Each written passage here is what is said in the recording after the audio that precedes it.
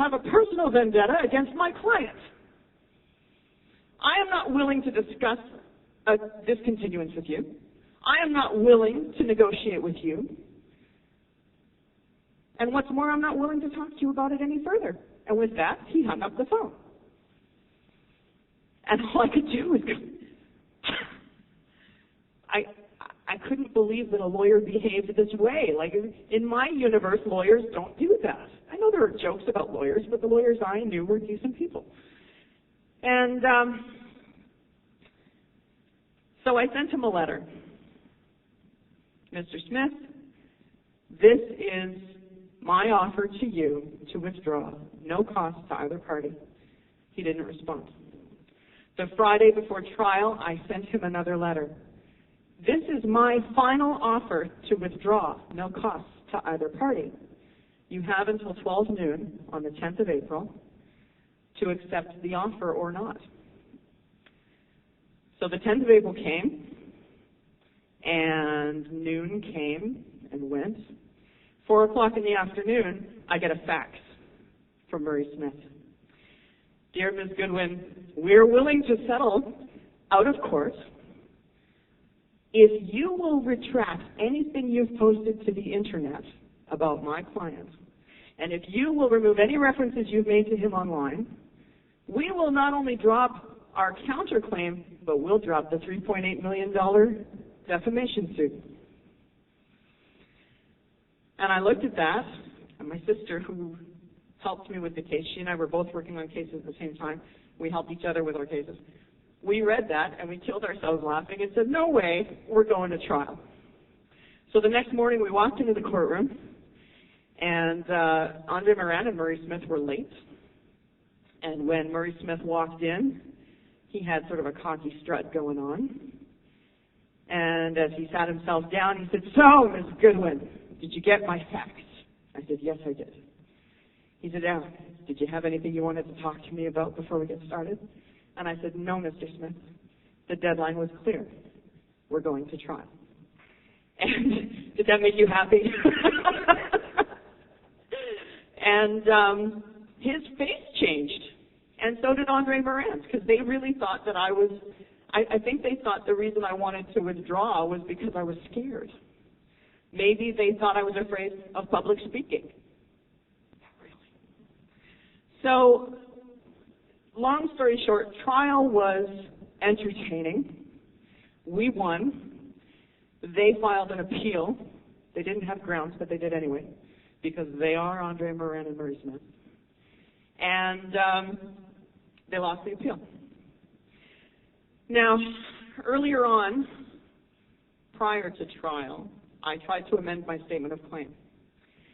And at that time, Murray Smith stood in front of the judge and said, Your Honor, this woman has set up a website to defame my client. It wasn't true. All I had done was post it to the rip-off report. I had not set up a website yet, but I thought, what a great idea. And so I did. So that's it. That's the whole shebang. I know that people have questions. I'm hoping that that has helped you put some pieces together. Who said that? Did I see this? Did I see this? Of course I did. About 80 million people forwarded this to me. Thank you, everyone who forwarded this to me.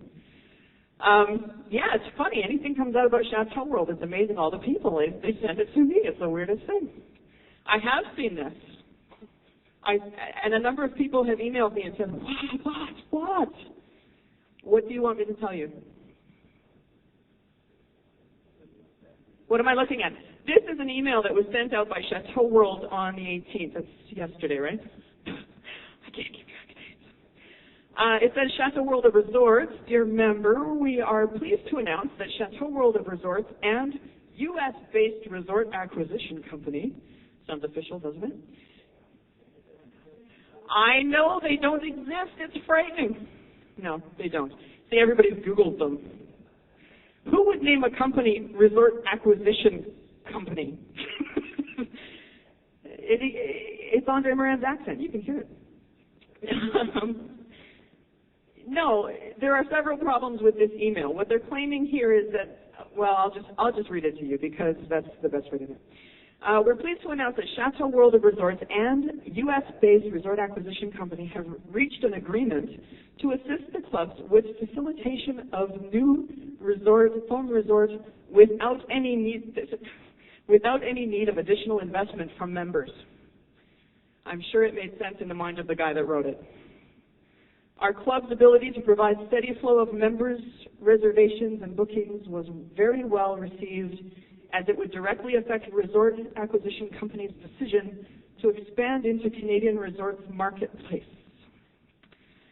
Through the process of negotiations, the discussions between the companies were asked to provide certain statistics regarding travel patterns of our members, blah, blah, blah.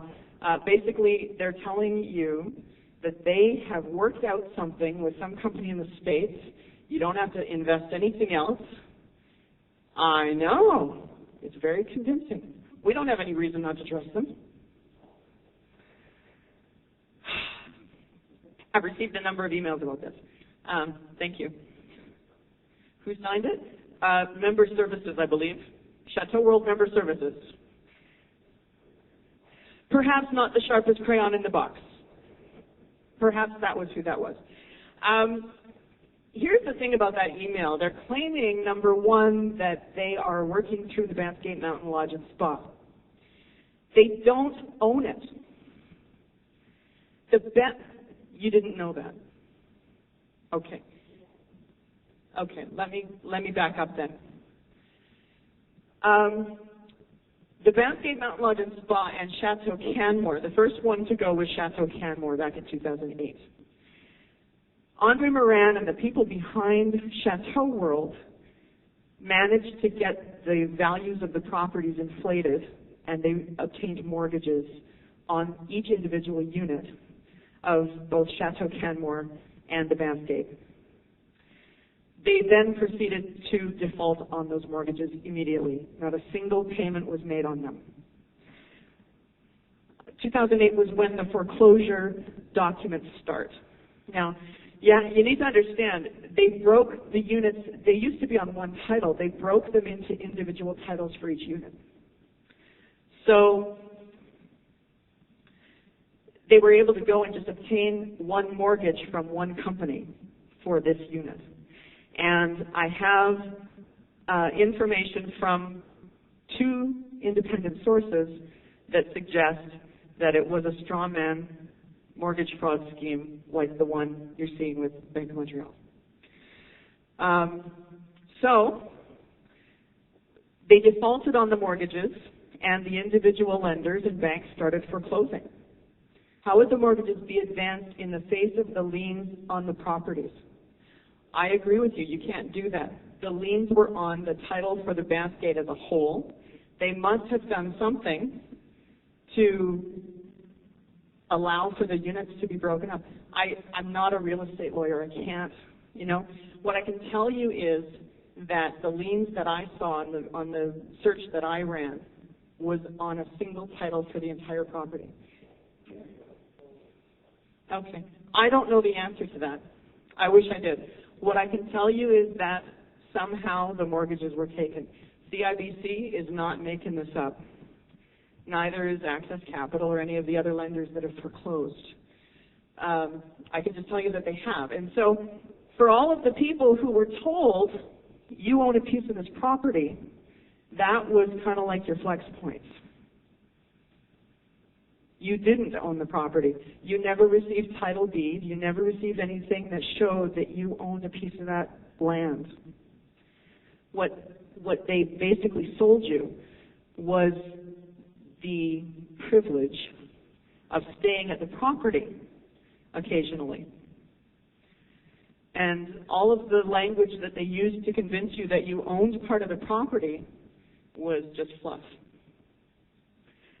So the banks have foreclosed primarily on Chateau Canmore is Gateway Mortgage out of Edmonton. Some of the people who have foreclosed on Banff Gate are CIBC, Access Capital, HSBC.